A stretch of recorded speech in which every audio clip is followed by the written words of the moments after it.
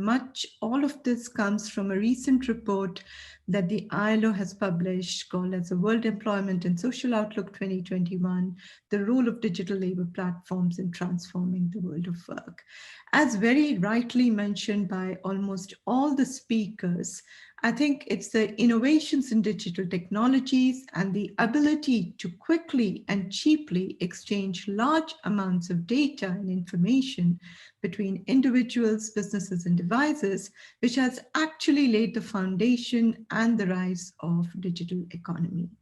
Now, what's very important and why we at the ILO are talking about it, or why OCAM is interested in this entire debate, is exactly because the transformations actually extend to the world of work. And in particular, because of the fast growth that we have seen of the digital labor platforms.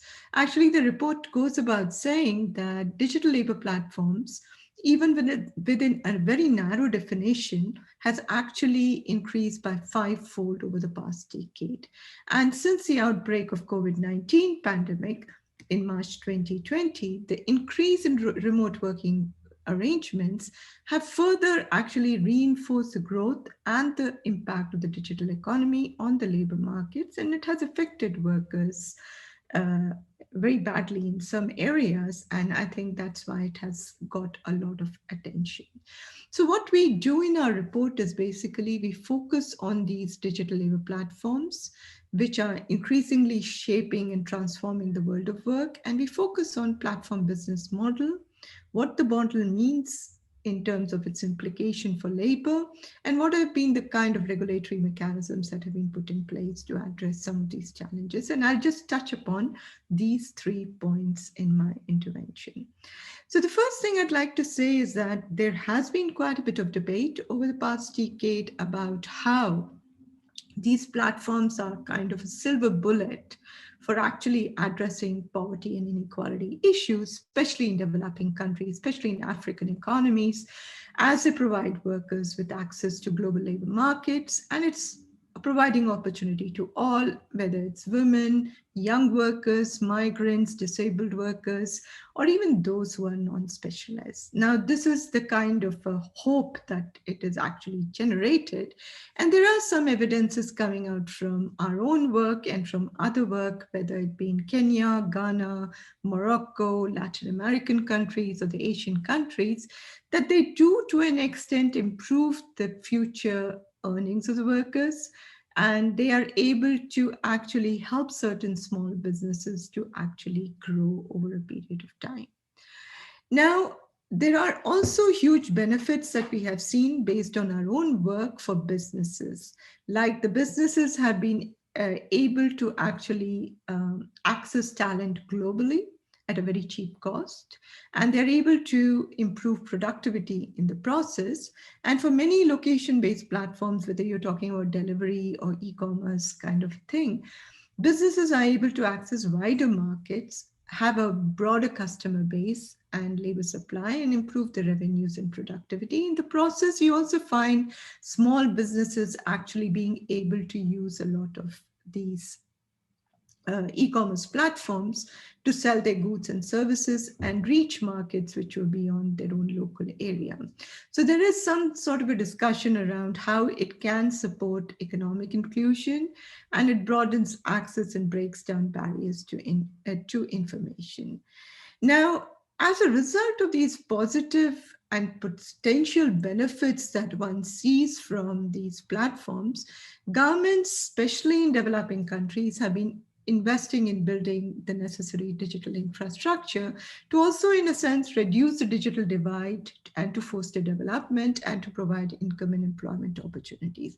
So this is an interesting step forward, but I think what's very important to keep in mind is under what conditions do these governments do?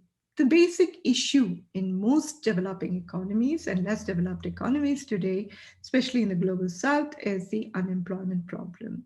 So this is looked at, digital labor platforms are looked at as a quick fix to solve the employment problem because they do provide certain opportunities or they help to complement income. This is one of the things that we have seen based on our surveys, where workers say, a majority of them say that, It does provide us some income opportunity, so that actually helps us to top what we are actually earning in the traditional labor market.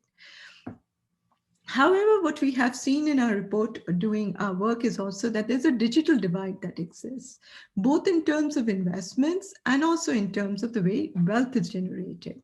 Like 96% of the investments from venture capitalists are actually concentrated in North America, Europe, and Asia, and only 4% of the investments are going to platforms in Latin America, Africa, and Middle East. So this divide is further shown within the wealth concentration, where you have two countries, US and China, actually having more than 70% of the wealth concentrated.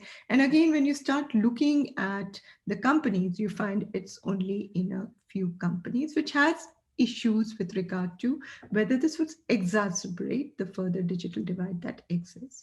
Now, while there are opportunities, I think one needs to also think about what the implications of digital technology is on workers in the development process of the developing economies. So for this, we at the ILO did a survey of about 12,000 workers in multiple sectors in online web-based platforms such as freelance, microtask, and competitive programming, and also location-based platforms like taxi and delivery.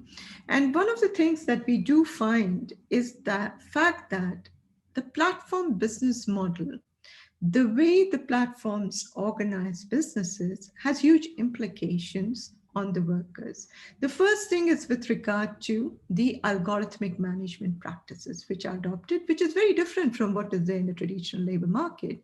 So the algorithmic management practices, without so much of a human intervention, actually goes about allocating tasks to the workers. It ensures that the work is executed through different monitoring processes. The evaluation and the reward is again done through algorithmic management or automated processes.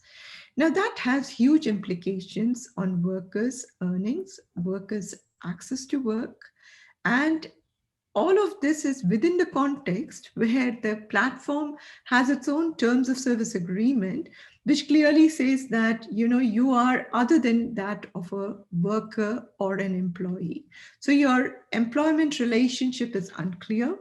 You are often a dependent self-employed worker. You are a freelancer, you're a contractor, which actually does not give them any sort of a space to get into a kind of a mechanism to discuss with the platforms with regard to their working conditions. And other thing that we do find, as was rightly mentioned before, the digital labor platforms, the way they operate across global jurisdictions and globally, you have the global supply of labor, and there's a huge supply of labor today that exists, which leads to workers competing with one another, underbidding, undercutting, which leads to high intensity of work. There are cases where we have seen workers spend 7 days a week, and they spend close to about 70 hours working actually on platforms, trying to get work, doing unpaid work, and trying to get some work. There's also issues around how work, once it's performed, is often rejected, which leads to loss of time as well as loss of payments. What was very shocking for us to see from our results was that 50% of the workers on online web-based platforms actually earn less than $2.1 per hour. And the average age is about $3.3 per hour. And then if you start looking at other indicators like social protection, you find that the poor coverage is very poor, and only 10% of the workers have any form of social protection benefits. And this was very clearly out during the COVID-19 pandemic, where the risks that these workers experience was exposed. And we found that about 7 out of 10 delivery workers and 9 out of 10 taxi drivers could not find work and did not have any sort of protection. And they were forced to go to work because they have to meet their livelihoods. Now, there have been countries which have tried to address a lot of working condition issues on platforms because they are not regulated, and also because there's no proper redressal mechanism that is available on these platforms. And these mechanisms actually varied across countries. There have governments which have looked at the employment relationship issues. But one thing that you have to remember is that much of these regulatory mechanisms that have come up are as a result of litigation cases brought to the courts. And they have varied between defining workers as employees to defining them as self-employed workers based on the control and the autonomy that the worker has actually had.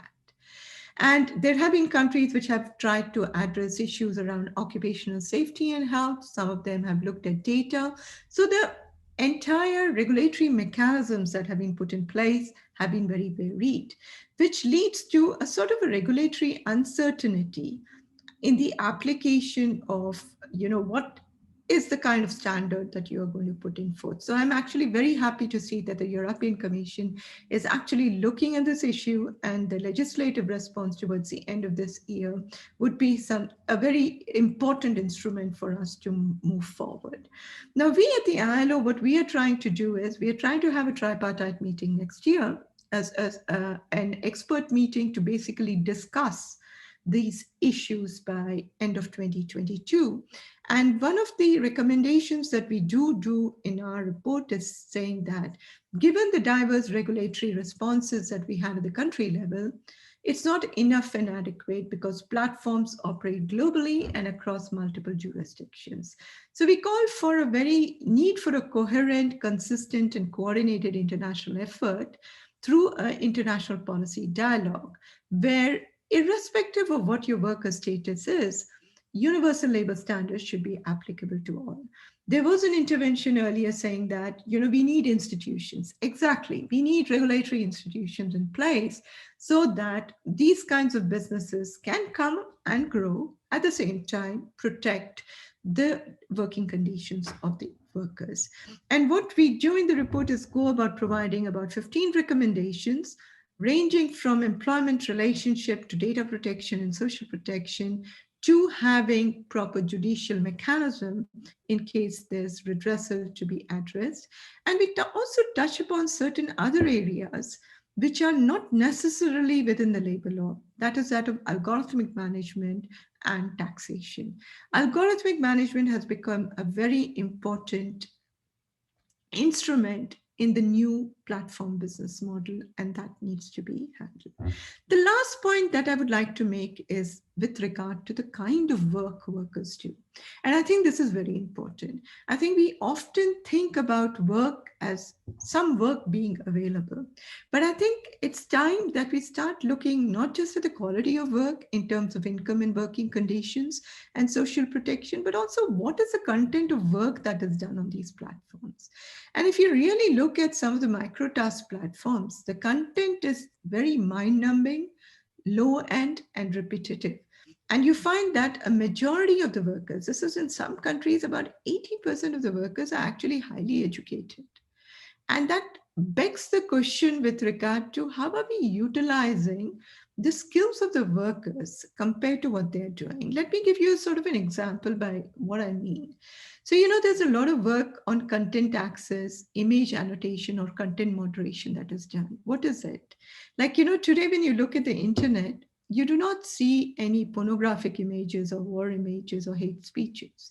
And you often think that it is an algorithm that is actually trying to get rid of all of this. No, there are invisible workers behind the so-called technology that actually tries to moderate all of this work and gets rid of it. So this is a modern day piecework which is being done by workers behind that technology.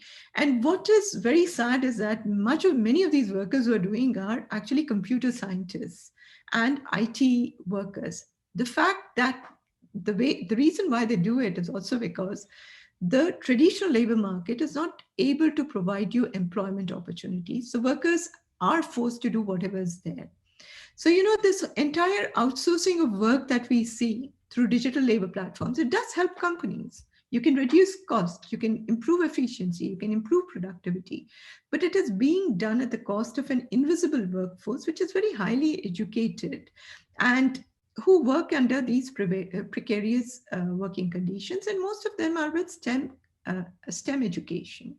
So I think one question that we do need to ask in this policy circle is, while higher education in much of the developing economies is very costly and households actually borrow money to send their kids for this kind of an education, is this the best way to utilize highly educated workers?